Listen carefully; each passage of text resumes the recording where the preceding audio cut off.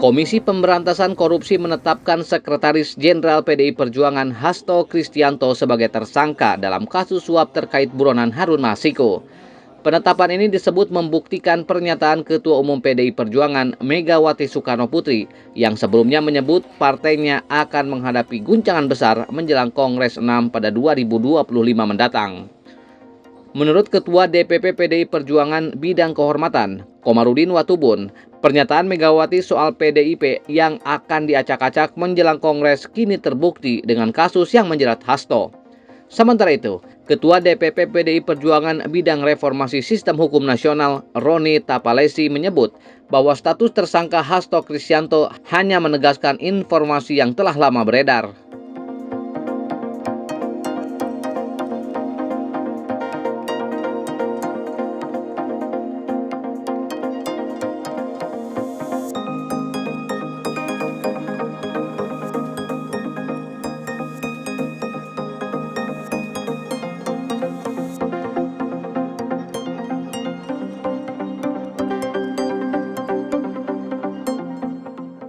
PDIP menyatakan tetap menghormati proses hukum yang berjalan dan memastikan Hasto bersikap kooperatif. Partai juga menegaskan komitmennya untuk selalu mentaati aturan hukum yang berlaku.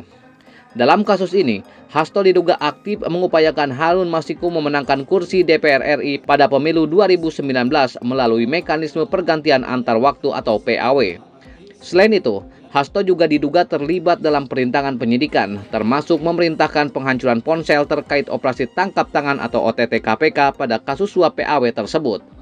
Penetapan tersangka Sekretaris Jenderal PDI Perjuangan Hasto Kristianto diumumkan langsung oleh Ketua KPK Setio Budianto di Gedung Merah Putih Jakarta, Selasa 24 Desember 2024. Kemudian dari proses pengembangan penyidikan ditemukan bukti petunjuk bahwa sebagian uang yang digunakan untuk menyuap berasal dari Saudara HK.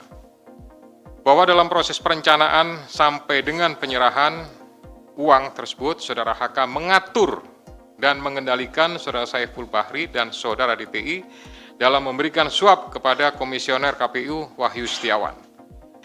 Saudara HK mengatur dan mengendalikan Saudara DTI untuk menyusun kajian hukum pelaksanaan putusan MA dan surat permohonan pelaksanaan permohonan fatwa MA kepada KPU. Saudara HK mengatur dan mengendalikan Saudara DTI untuk melobi anggota KPU agar dapat menetapkan HM sebagai anggota DPR RI terpilih dari Dapil 1 Sumsel. Saudara HK mengatur dan mengendalikan Saudara DTI untuk aktif mengambil dan mengantarkan uang suap untuk diserahkan kepada Komisioner KPU melalui TIO. Kemudian Saudara HK bersama-sama dengan HM, kemudian Saiful Bahri dan DTI melakukan penyuapan terhadap Wahyu Setiawan, jumlahnya sama dengan penjelasan pada penanganan kasus sebelumnya.